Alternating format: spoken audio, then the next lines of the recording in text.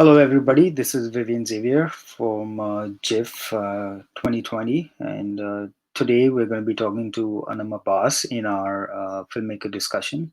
So, Anam is she's a filmmaker from Pakistan. She was born in Canada, but she spent part of her life in Pakistan, and now she's currently based in Pakistan as well. She's one of the founders of Documentary Association of Pakistan, which is DAP. But she's also made music videos. She's an alumni of Berlinale Talents, where she actually took Hamza Bangash's new feature film, which she's going to be producing. And she's also been involved in film festivals, and that's what we're going to be talking about.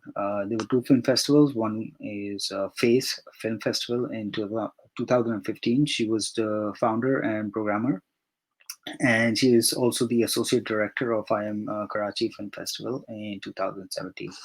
So let's go ahead and talk to her about strategy and get to know why film festivals in Pakistan do not stay for a number of years and go out of circulation rather quickly. Hey, Anam. Hello, Assalamu alaikum. Hey, so how are you doing? I'm good. Thank you for having me.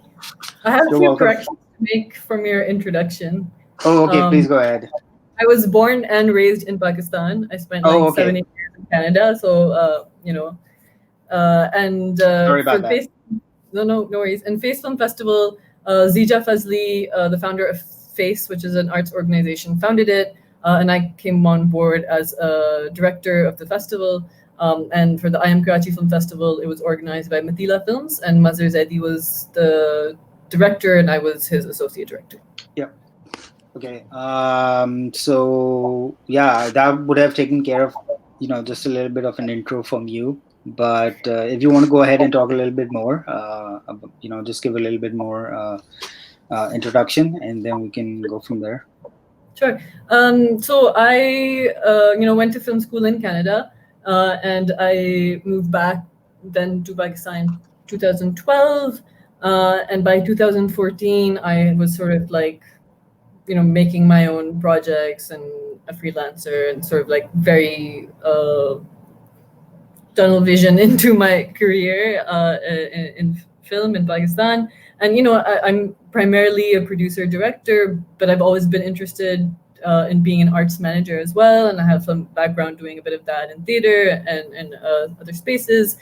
So, of the Face Film Festival, I was, interested in curation and programming, and it was work that I was involved in a little bit in 2014 with the festival as well. In 2015, they gave me a creative role where I was able to program the festival, even though it was like a mini festival. But, at that time, I also had, I'd made my first documentary short that I'd made independently outside of film school. And I was sending it out to festivals. So it went to, festivals in Canada, Seattle, South Asian festivals or Asian festivals in India. And I'm sending primarily to festivals that would give me fee waivers or I didn't have to spend money on, because, who has money when you're an independent filmmaker starting out? And there wasn't, and it's like, okay, well, how do I have people in Pakistan watch my film? And I didn't necessarily want to put it on YouTube. Because, I enjoy the sort of audience interaction that festivals bring. And so the Face Film Festival was a good opportunity to sort of explore what that would mean in Islamabad. And Islamabad is a very different context to maybe cities like Lahore and Karachi, where there's a lot more cultural programming and a lot more community around various arts, not just film. And it was very, very difficult. Like that 2-day festival that took place over 2 evenings was faced so many institutional hurdles that it really taught me a lot about why festivals don't work here or can't sustain themselves here. And we can get into that, of course, as we move on. So a little bit about your journey. You started off as a filmmaker, and you're saying that you got interested in programming in film festival. So how did you get connected to Face Film Festival, and if you could talk a little bit about that, because that was the first one, right? Yeah. Yeah, so I was filming, we were filming Showgirls of Pakistan, which is a feature documentary that I produced and shot and is directed by Saad Khan, which we are hoping to release this year, 6 years later. And coming off of that, I was introduced to Fawzia Mirza, who's an American, Canadian, Pakistani filmmaker, actor, writer. And she was in Pakistan, and she was making a film about Jabran Nasir, who it was the first year anniversary of the APS school massacre. And Jabran and some other activists had gathered in Islamabad to stage a protest outside of Lal Masjid. And Fawzia had been following Jabran from Karachi and wanted a collaborator to make just a one-off film. And I didn't know her. I just heard of this Jabran person. And I was curious, and there was no money in the project, but at that point, and even now, depending on the project, it was like, okay, let's have an adventure. I'm connecting on this in terms of my interests. And I met Arib Azhar through that group or that world. And I love that about being a documentary filmmaker. I think it introduces you to groups of people that you otherwise would not have met. And so I became good friends with Arib Azhar, who worked at that point with Zija at Face. And so I was around these people, getting to know Face as well as because people do things in silos here, even in Islamabad, especially in Islamabad. So even if there's an institution like Face, and I knew Face because of Music Mela, but I didn't know much more about their activities. And Zija at that point wanted to branch out from the success of Music Mela, which is a music conference. And it was a music conference that was taking place in Islamabad after like years of no live music events at the scale that I'm used to when I was like 16, 17 in high school, right? So we're also, I was in a moment in Pakistan several years ago where culture was again able to trying to find its space after many years of silence or imposed silence because of terrorist threats. Yeah. And the reason I became a filmmaker, the reason I went to film school and not like, I could have had two options at that point in my life after undergrad. Do I do like an MA in film theory, or do I go to like a technical college and like learn how to actually make films? And I chose the latter because, I had also grown up in an environment where I did not see myself on Pakistani screens. I knew there were so many different pluralities and diversities, without like, those are not just buzzwords for me. Like that's really a part of like the identity of Pakistan that I feel like needs to be explored. Nowadays in Pakistani politics, the narrative is one curriculum, one idea. It's very fascist, Nazi sort of thinking that everybody needs to have the same exact point of view, and I'm completely opposed to that. And so that also is related to my interest in being an arts manager, because it's not just my career or my voice that I'm interested in. I'm interested in, as a citizen of this country, to be able to have that plurality of voices and to support that via film festivals or DAP now, or other things. So yeah, so that's how I got connected to Face through an adventurous little documentary that I was making, and that's most of my, I think, connections in life. So Face, how many years? Because I know that you were connected to it for 1 year, but how many years did it run? Do you have any idea Just about 2 years. 2014 was their first year, and I came on board the festival maybe like a week before it was to take place, because they needed extra support and just the management of it. So that year I was just managing the festival. I didn't program it. And the next year they brought me on much earlier, and so I was able to program it and have a creative sort of say. And then I moved to Karachi to do I Am Karachi Film Festival, and so Unfortunately, Face Film Festival did not have a third year. And it was also because, it was experimental. We didn't really have funding for it. We were kind of, you know, like Face could only sort of put in that much. The screenings are free. That's also a problem that even till now, like I'm running a film festival right now, and we've been doing a traveling film festival via DAP since last year. And we've been doing free screenings before that for 2 years. And we just, we know that if we charge tickets, people don't show up, or maybe that's our own mental block. That's a problem, right? And so festivals generally, it seems, cannot rely on ticketing to finance themselves, which would, anywhere else in the world, you can rely on audiences paying $10, $15, $20 for a ticket, and to fill up multiple venues on a single day because there's that public interest in supporting cinema and like generally like wanting to watch and consume cinema and paying for it and having the purchasing power to pay for it, right? So the festival was not able to continue since then. And you think it's primarily because of just a lack of interest, or because people just because you guys didn't have the audience? Is there even an audience to go and we had a great audience, I have to say. So sorry for interrupting. Like we had full houses. I remember I think this was year one, and we were screening Javad's film K2. I forget his co-director's name. K2 and the Invisible Footman. People are literally like sitting on the stairs to watch that film. There was so much interest. And they were also like, the filmmakers were very great about like hustling and bringing in their audience. And year two also, like, and the story of year two is really interesting. But what we brought in Mazhar Zaidi and Jami from Karachi just to screen their films, which people might have seen before, but maybe not a lot, because those films don't get a lot of screen time in theaters either, right? They get pulled after a few weeks.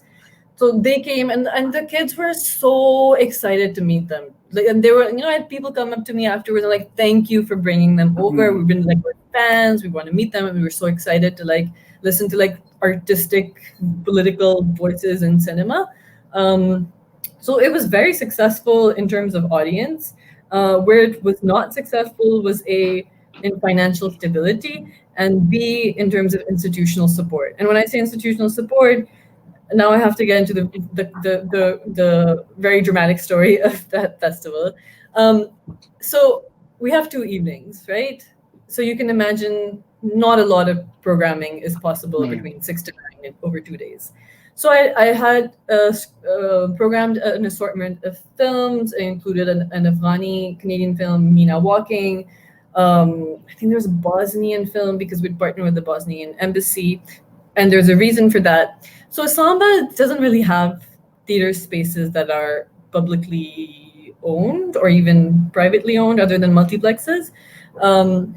And so the sort of popular screening venue that could host 500 people was the PNCA, which is the Pakistan National Council of Arts, government-owned institution, which technically is there to support the arts. But they charge exorbitant amounts of money for their space. And in terms of like what we're making. So, and there was also like no understanding, hey, this is a free film festival. It's not like some big, there's a couple of theater directors in Pakistan who charge 1,000 rupees, 2,000 rupees a ticket, right? And they can afford maybe then 50,000 rupees or 1 lakh rupees for a slot during the day. We could not do that. So, but funnily enough, their policy is that if it's a foreign institution like an embassy that wants to do an event, they get it for free. And so we partnered with, I might be wrong, I have really bad memory, but I think it was the Bosnian embassy. And Zija's great like that because he has different partnerships with the different arts programming that he does. That we partnered with them honestly just and they understood that as well. So I'm not being, rude when I say this, to get that venue for free, which should be for us because it's a public, it's a government body that's to serve us. So that's one huge complaint I have with the way the system is rigged against independent artists. Secondly, because it was in a government institution, we had to have all the films that we were going to screen approved by the Federal Censor Board. And the Federal Censor Board, because we're in Islamabad, right? They're still using typewriters and typewritten forms that ask you how many reels of film you have. It's very old, like all Pakistani government institutions. Maybe some are getting better, but they're very old school. Especially, I think film institutions are so old school. They've never been updated. And they wanted to charge us like a stupid amount of money to do the censor screening, the same amount of money that they would charge a feature film that is going to be released in theaters nationally. So again, they cannot discriminate because they probably have never thought about this, that an independent film festival should not be charged the same amount of money as a blockbuster, not Lollywood anymore, but whatever you want to call the new film industry film.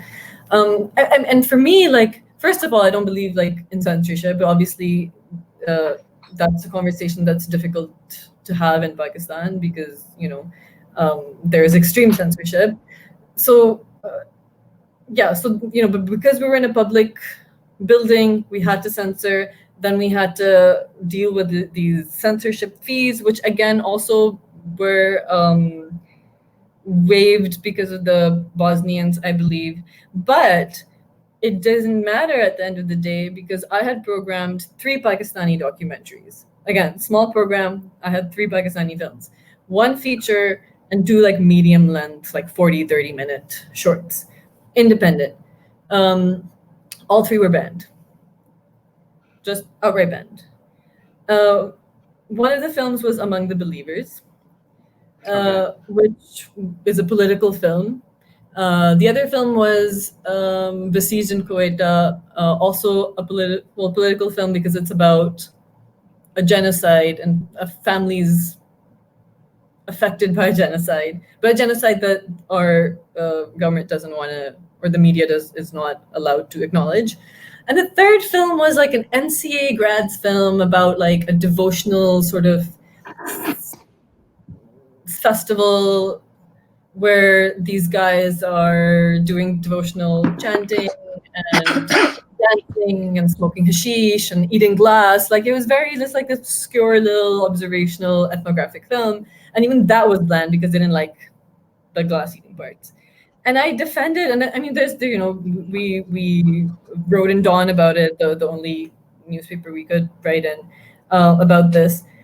I defended, I asked for a review for these films, and then I was asked to come in again when they were rescreened to defend the films to a table of the usual suspects. And there was it was a series of ridiculous arguments about why the films aren't anti-national or whatever, and there was no listening to reason. And when I finally beseeched freedom of speech, I was laughed at, and everybody got up from the table because the meeting was over. Because bringing up freedom of speech is a laughing matter. So this is very I speak about this all the time. That is a huge block for us. I've heard of other festivals that I will not name that have been funded by multiple international sort of embassies or whatever, that have programmed, they claim to program hundreds of shorts and bring in filmmakers from God knows where, and they play no Pakistani films in Pakistan. Why? Because nothing anybody's making is maybe valuable to them. I feel like the only thing that's acceptable is look at the handicrafts of Pakistan and look in these mountains, and that's it. And I'm talking about Islam. This is typically Islamabad. And I acknowledge fully that other cities are different because they have other spaces, they have communities around those art spaces. And so they can do things at a different scale. We don't have Islamabad had Kuch Khas at some point. It was still an elite space in many ways, but it existed. It was some place you could fit maybe very tightly 100 people and do something significant. Maybe 200 people if people sat close together. So yeah, so there are multiple reasons why, like, what do we even do with, like, if this is what we faced in 2015, when I actually had last minute then brought in Jami and Mazur Zaidi because I had to fill those spots. Also, like, we were very happy to bring them in, and we had some budget left over to fly them in, and it turned out to be amazing. But I was trying to find films that were not yet screened in Pakistan, because that's what festivals do. And speaking of festivals, one thing I didn't mention, in 2004, I was in Toronto. I was on a student visa. I was at U of T. I could not work. I was there that summer. I couldn't afford to fly home for the summer. And I was looking for stuff to do. So I started volunteering at some like vintage clothing store. And I started volunteering at Tiff.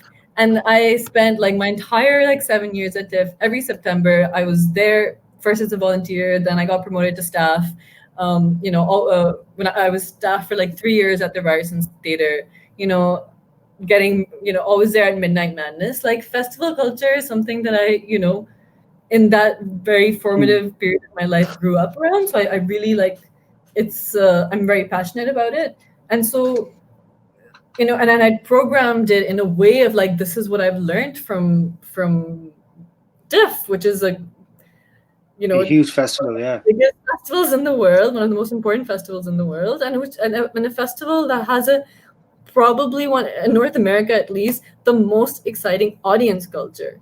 And so I was really trying to do like, what can I do here that's amazing and that people haven't seen before, and that's brings value. And I had to, I wasn't allowed to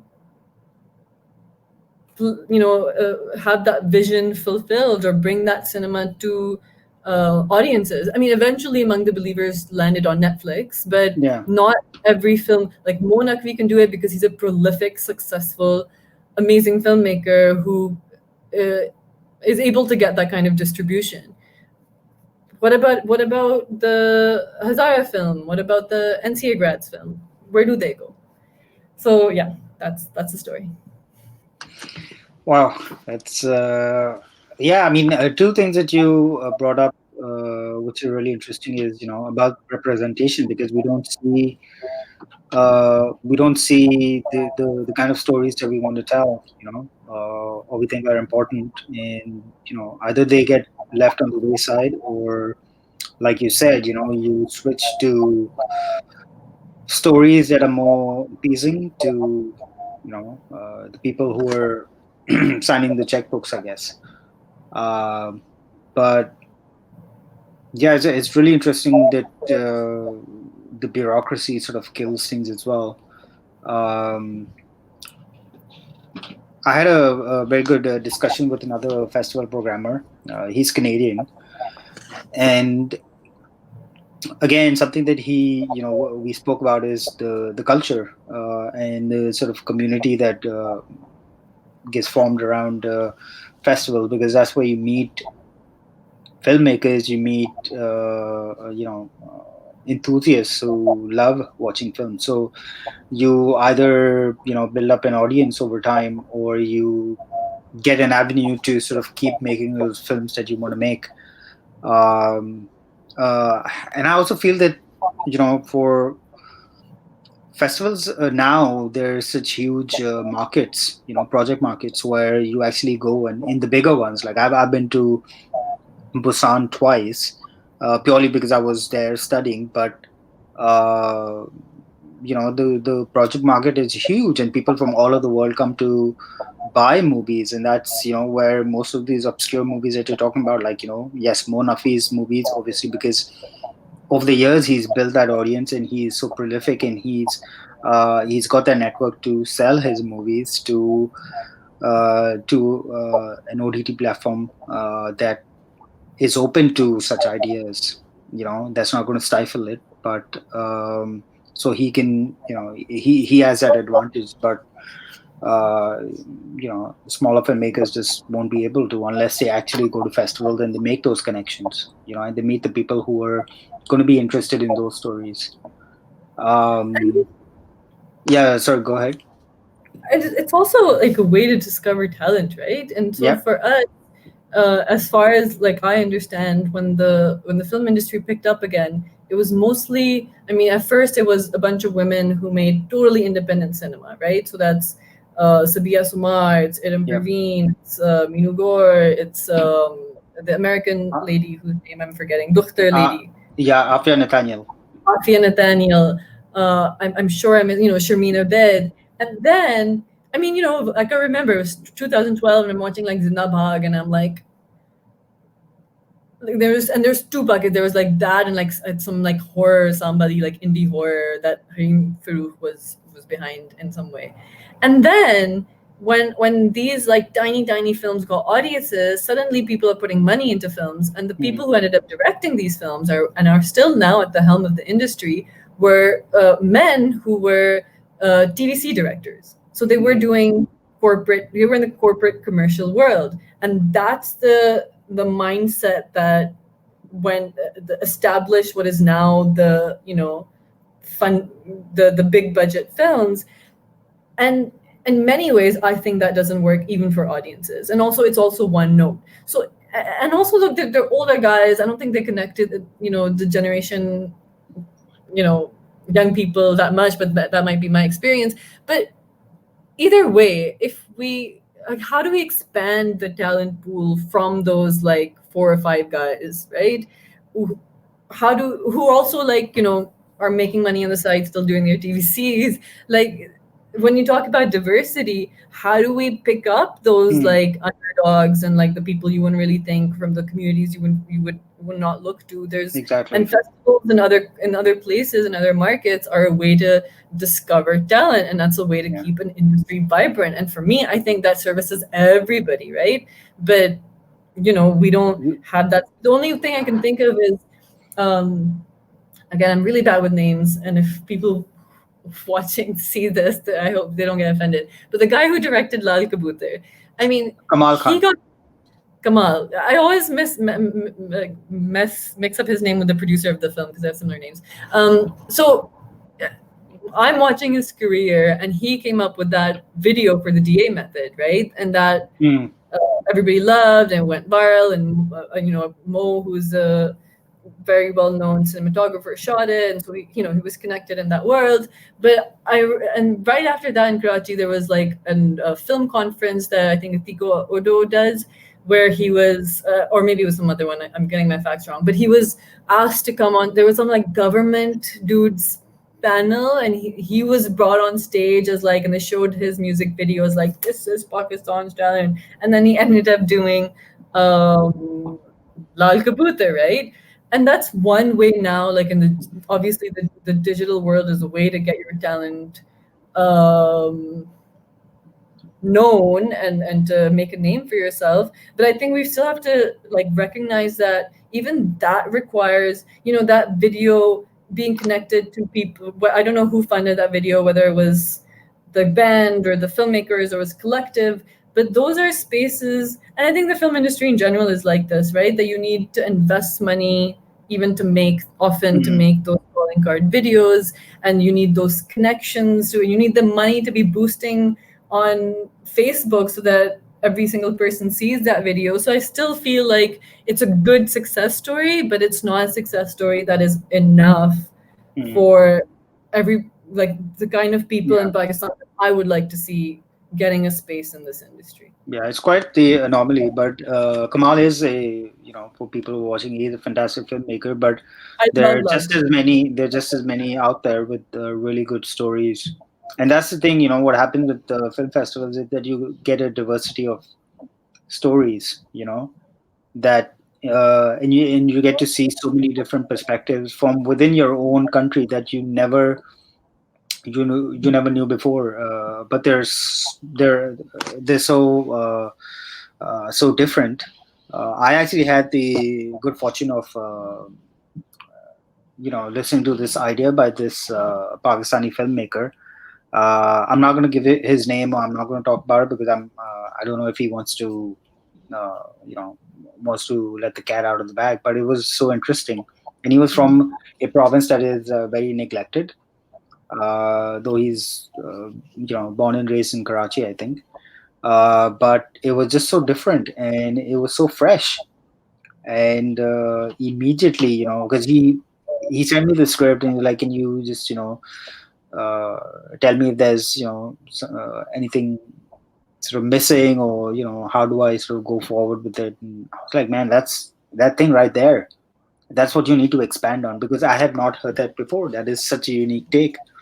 Mm. So there are, but again, he's for him it was like, okay, can you help me identify festivals and sort of funding and those sort of things. And I was like, okay, just write your script first and then we can go from there.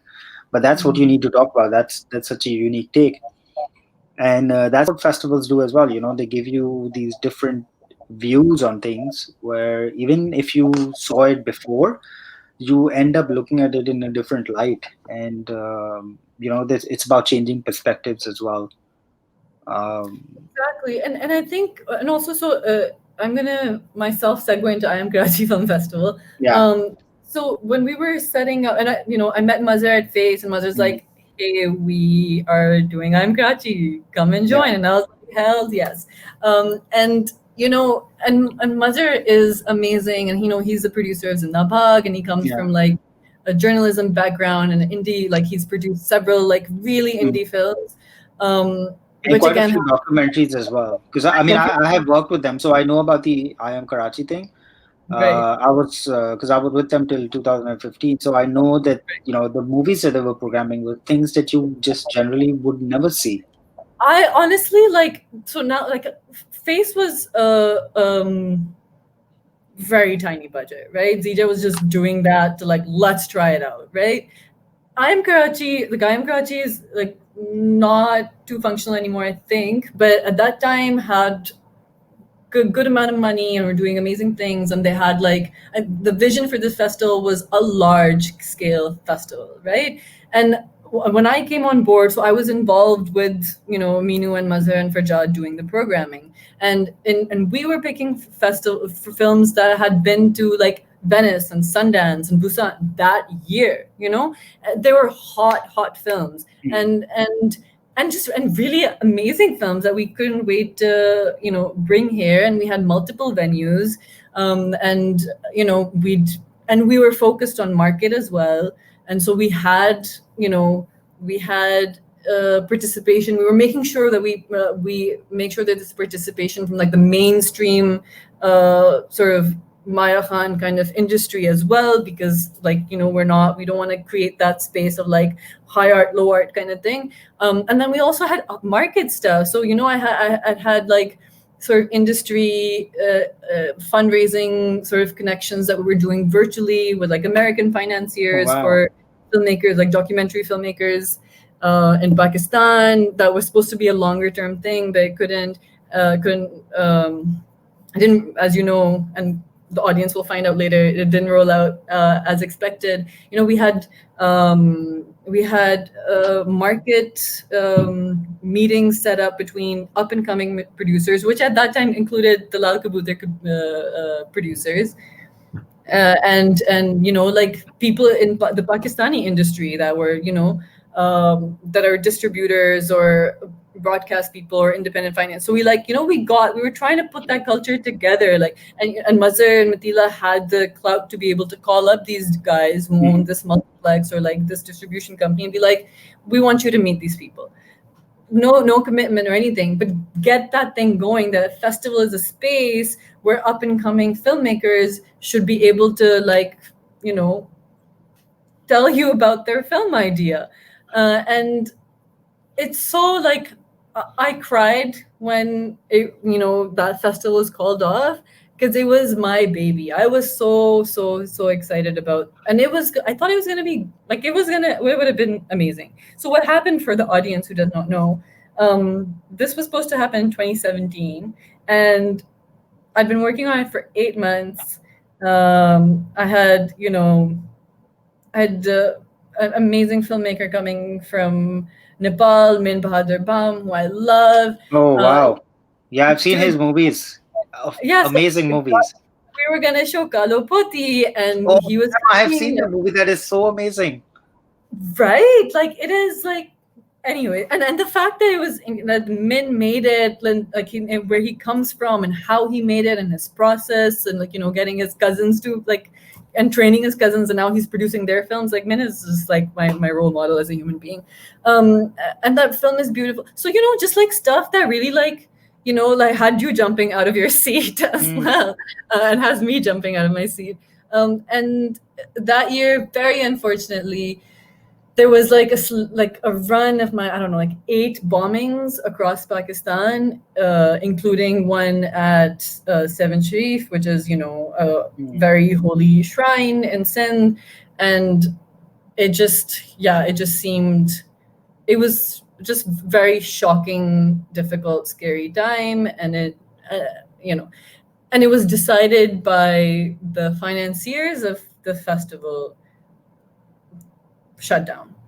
And I had there was something like the Goethe Institute, because Stefan, who's been running the Goethe Institute in Pakistan, is a godsend, and he had brought in some German filmmakers who were also going to do workshops. So there was a whole thing. They were already here, and we had everything was printed. We were 10 days to the festival, and we had to shut it down. And so this is, and then I'm saying this because this brings me back to like, because that was funding that was it wasn't Pakistani funding, it was a foreign institution, and obviously the reaction is different in that case, right? I think we should have still done that festival, maybe on a different scale, because one of our venues which was a multiplex, did have a bomb threat a few days afterwards. But this is it, right? Like you can plan all that much, but this country can be so insecure in that way. But also, I think we need sources of financing that are ours, and my philosophy is, and I think I know it's a long shot, but it needs to be public funding from Pakistan.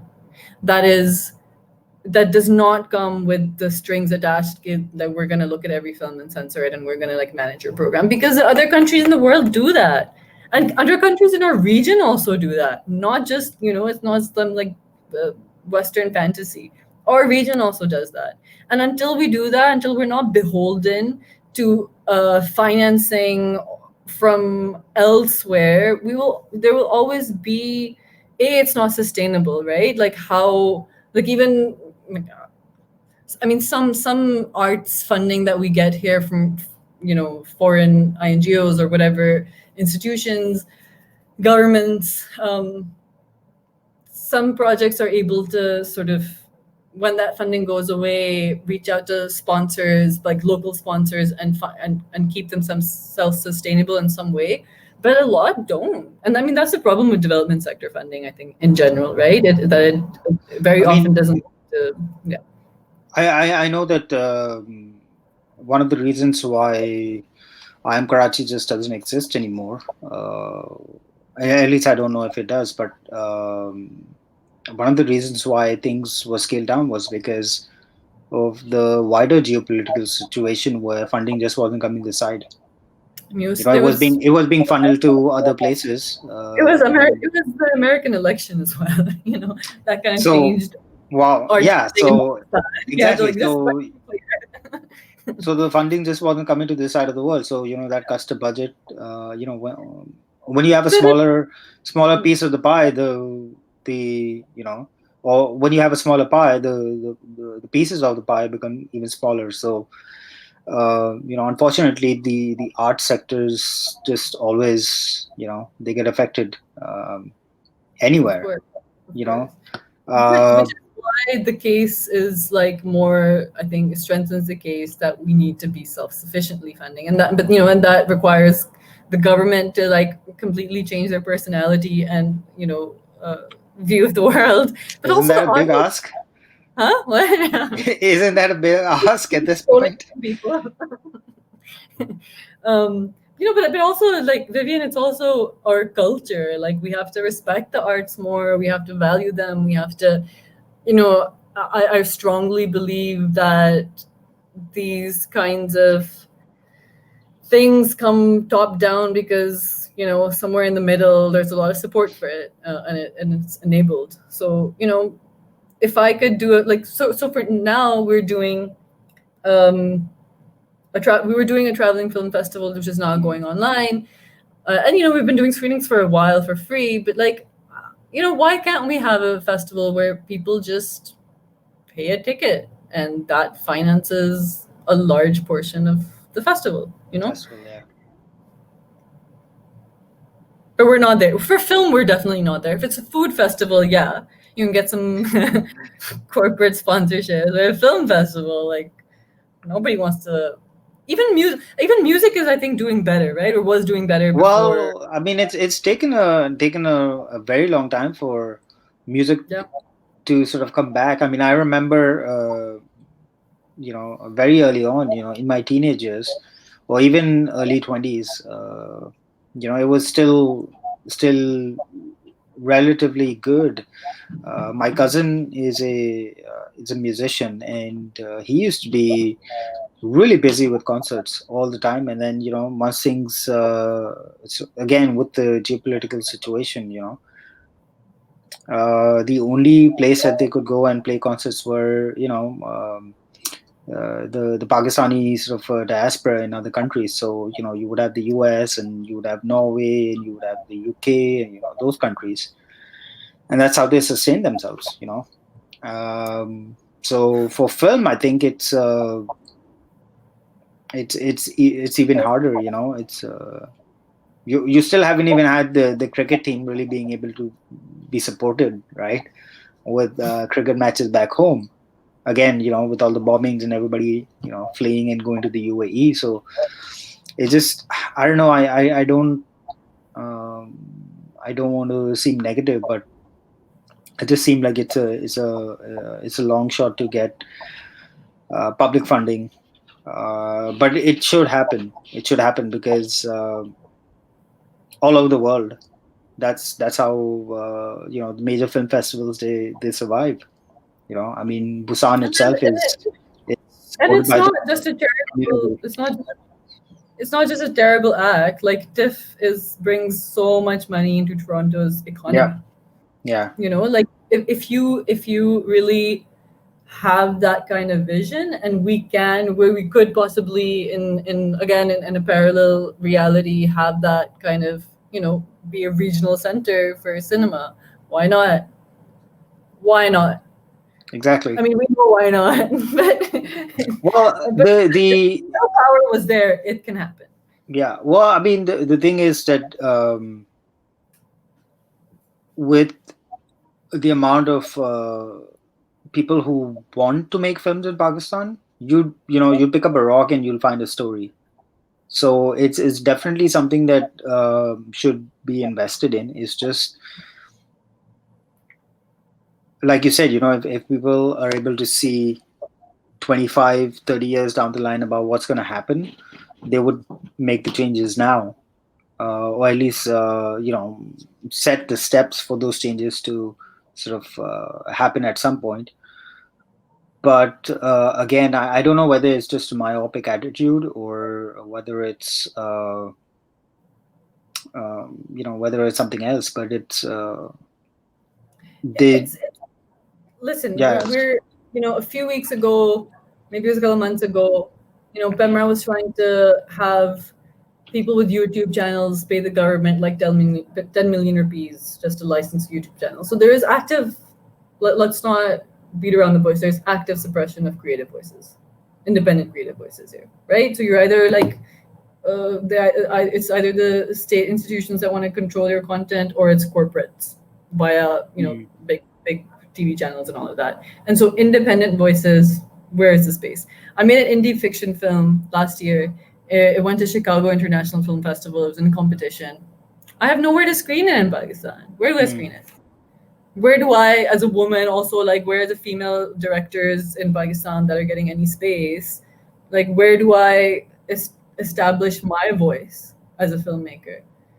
But like, okay, to take things towards a more positive note, with Chalta Phirta, we so the Documentary Association in Pakistan exists to sort of mitigate a lot of these things that we've been complaining about for the last 45 minutes, and but we're focused primarily on documentaries, and we're five people who are in the organization. We work mostly as volunteers, but we live in three different cities: Lahore, Karachi, Islamabad. And because we were in three different spaces, we were able to, for maybe a year and a half, 2 years, just bring films to these cities, and we'll pick a film, we'd have it play all three cities, we'll ask the filmmaker to Q&A, and it was a system that required no capital because we had relationships built with community art spaces that didn't charge us a fee. We didn't charge audiences, which it's a contentious sort of strategy. And then the filmmakers weren't charging us screening fees, and it was films that were really just excited to reach Pakistani audiences then, because if it's we programmed a couple of Indian films, and they were like thrilled to screen here, and those screenings were so popular. Pakistani films that don't get screened, just all sorts of content. And then last year, we were granted by Movies That Matter, which is based in Amsterdam, to expand our programming to 11 cities. So we had just enough money to take a program of films and take a bus to Gujranwala and then go to Faisalabad. And again, because we were in three different cities, we kind of divided up the cities and started doing that. And Vivian, the response was people were so grateful to get that content. In Gujranwala was our first city, and it was a house full kind of situation. The projectionist is coming up to Risham, who's our Lahore colleague, co-founder of DAP, and he's like, oh, I thought the documentaries were foreign propaganda, because that's the sort of the mindset, right? But you've really changed my mind. And Asad's film Armed with Faith played, and it's also Asad Faruqi, yeah. Yeah, and Asad Faruqi's film is a really great example, because it's about young men who work in a bomb disposal squad in a part of Pakistan that's considered by the rest of the country as backward, hub of terrorism. There's a lot of racism towards Pashtuns that I've encountered from people in the rest of Pakistan, and just general sort of and that film won an Emmy, so it was for international and national audiences. It's well, we're not talking about international right now, but for a local audience to have somebody in Gujranwala being able to connect to this dude in Peshawar who's risking his life and has no protective equipment and is finagling, jugaruing, trying to get a bomb diffused. Those are really important connections that the institutions that are in place, the status quo of the media, does not allow us, right? And this is a conversation that's happening a lot right now about, I think there was a drama that was making fun of Pathans, comedy Bulbule, right? That got called out, and that's a culture that young people are learning now to not let that be. But that kind of racism is embedded in our media, right? And who's making this media, and what language is it, and why are the other ethnicities and languages and religions not represented? No, it's not just representation. Why aren't those people creating that media, right? And allowed to speak for themselves and not wear a mask of Punjabiness while they create that content. So Chalta Phirta was really, really amazing for us. And our strategy was that we're going to visit every city twice. We divided up our program because we were also we wanted to explore different venues. And also, outside of Lahore, Karachi, Islamabad, is there cultural programming in other cities? Filmmakers generally don't have the budgets to be independently going to their films and going to these cities and doing that. And so we wanted to find different venues. We wanted to connect with audiences. We wanted to connect with other aspiring filmmakers, because DAP as an organization is primarily about filmmaker development, and this is part of like audience development and independent distribution for filmmakers is part of that work.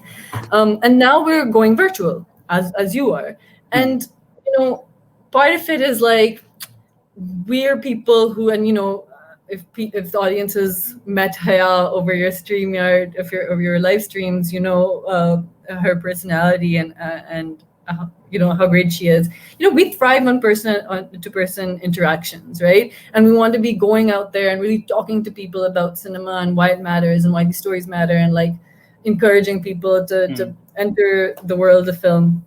And so that sort of goes away. That's taken away from us in the virtual space. But now, all of Pakistan can watch the films that we've programmed. Yeah, that's true. And we're and it's still for free, and it's still, I mean, that's on us to like now very smartly do our marketing so that we are hitting the different cities, the sort of more BC tier cities that we were trying to hit via, traveling, like cars. And so that's great. I mean, we've had a lot of trouble finding platforms, because platforms have just come up. I don't think that they're very accessible yet. I still find them very expensive if you want to really secure the screeners. But what we found is that, again, like the films that we're programming, much like my films, like I'm like, I just want people to, they're shorts, they're made guerrilla style, zero budget, or gas money, or like biryani money.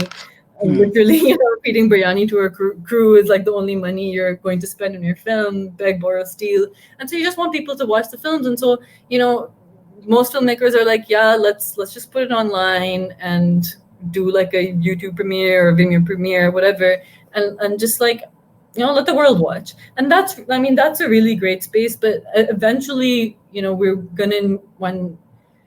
eventually we also, as the filmmakers in Pakistan level up in their careers to a point where they have distribution for their films and they have to worry about the security of their online screeners, we also as a festival have to be able to have that infrastructure to provide them with those services. Yeah. And so, hopefully we can grow, and I don't know how long this virtual world is going to last, but I think it's great to, like, I'm really thinking about this as something that we can always do on the side. Yeah. To create, always have that opportunity or space for filmmakers to be able to be like, this film, I just want it to be in a space where people will find it. We're committed to being, it's I mean, there's the online world and the virtual world is obviously, like you said, it gives you the opportunity to reach so many people that you didn't think would otherwise. But again, the accessibility of that is also debatable, and as the country sort of grows into opening up to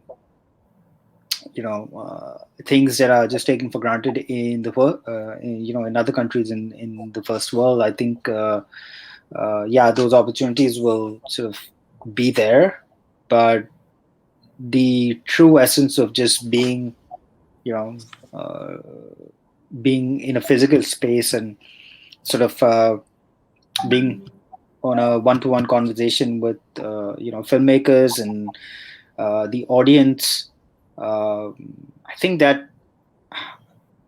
don't think that will die, or maybe I'm just biased enough to say that it shouldn't, because that definitely again, coming back to representation, that's where someone from a community that wouldn't think that there would be a filmmaker from their community, suddenly see someone like that, and they, that just gets them excited about the possibilities, of either becoming a filmmaker or actually just knowing that, they're not forgotten, that they're not just they're lost in this big cog that is Pakistan's multicultural sort of society. Melting pot, yeah. I mean, you look at Karachi, and that's you can, that's like being in New York, where you see everybody, and you run into everybody, but are they being represented? That's a that becomes an important question. And so yeah, it's yeah, there's so many things to think about. And also like we have to, it's, I've attended online market this summer and I hated it. um and I mean, it was useful in some ways, but I hated it.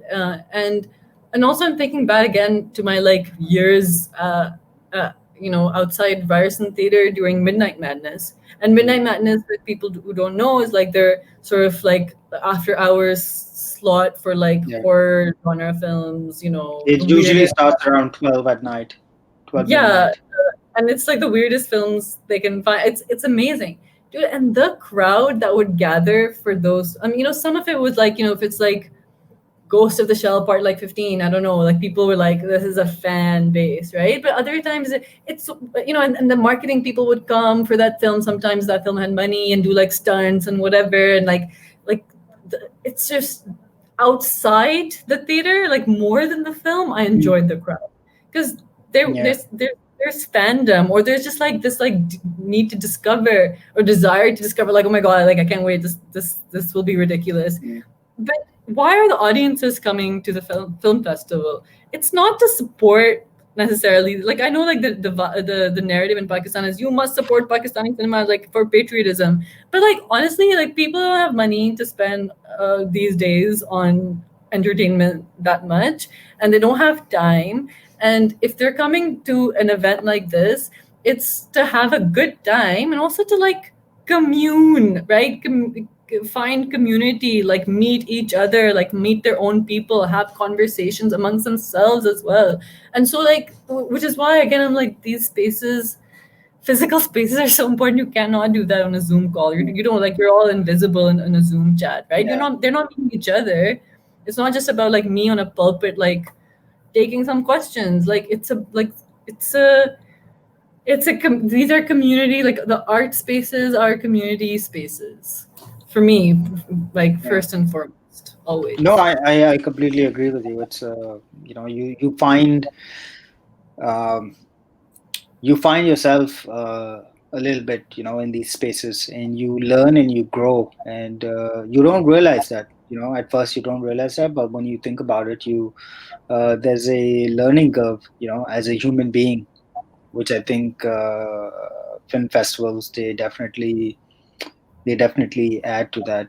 Um, and coming back to the with DAP, where how you guys are going into, or at least were able to screen in different places. I know that I Am Karachi was doing that as well, with a blow up screen and a projector, and they would take it to different schools and different spaces that were. I mean, I know that at least when I was with them, they had gone to Leari a couple of times as well.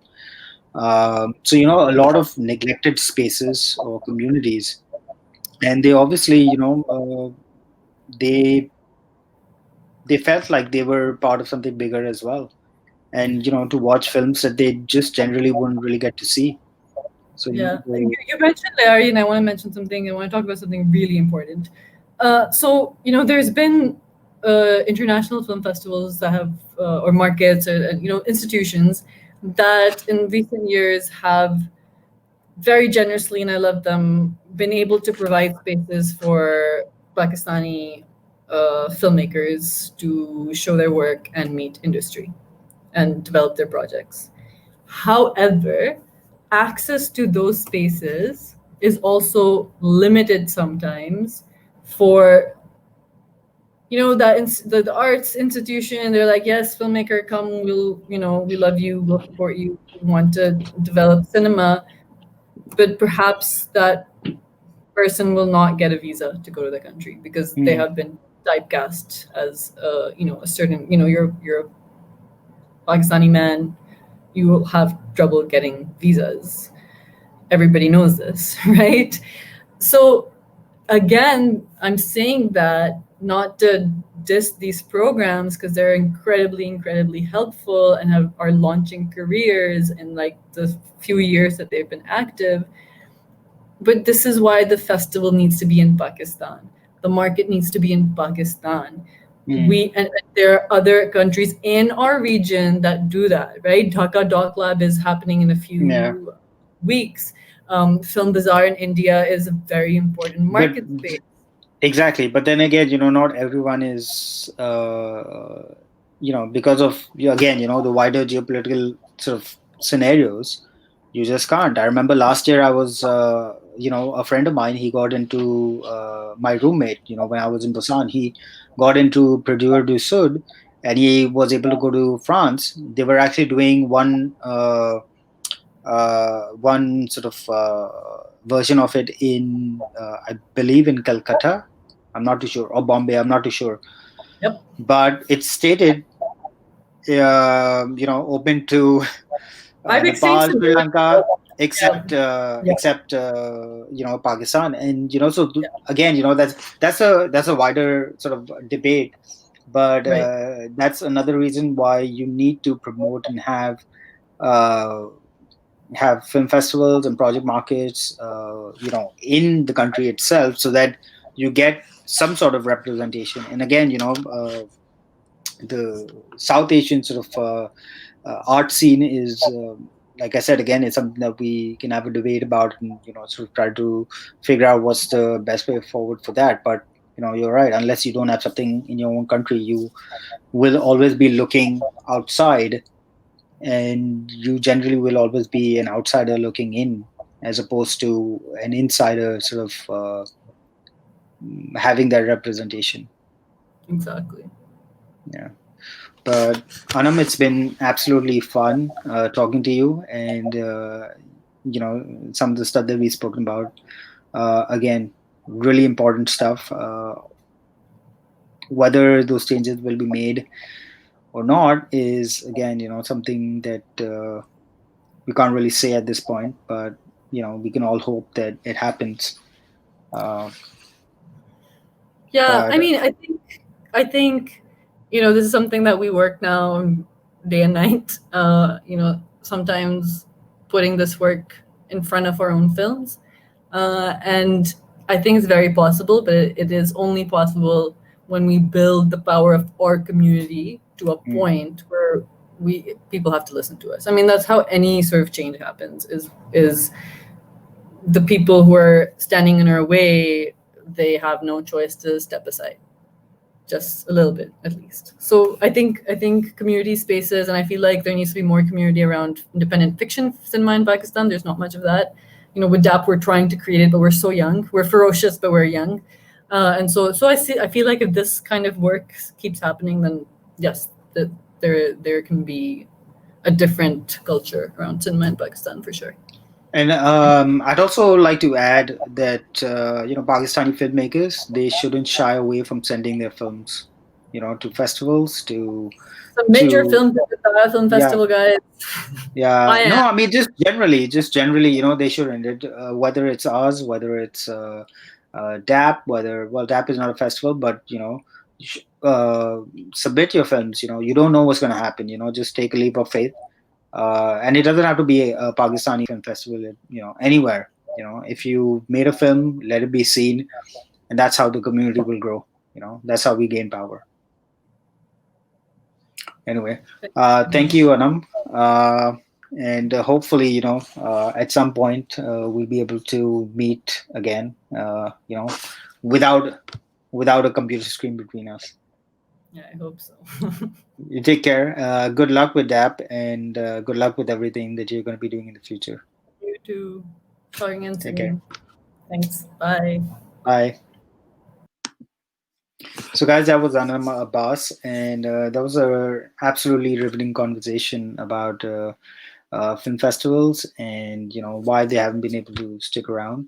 But the onus of responsibility is on all of us, as creators, as much as policymakers and the government, to support film festivals, to have a space where people can come and watch movies, share different ideas, share different perspectives, and it becomes really important for the wider artistic community, and for the country itself to create festivals um, that can not just exhibit movies but give filmmakers a space to voice their opinions, and hopefully that will raise the overall consciousness of the country itself. So that's going to be for us today. But like I said before, support art festivals, support film festivals, sorry, and support filmmakers. Thank you. Bye bye.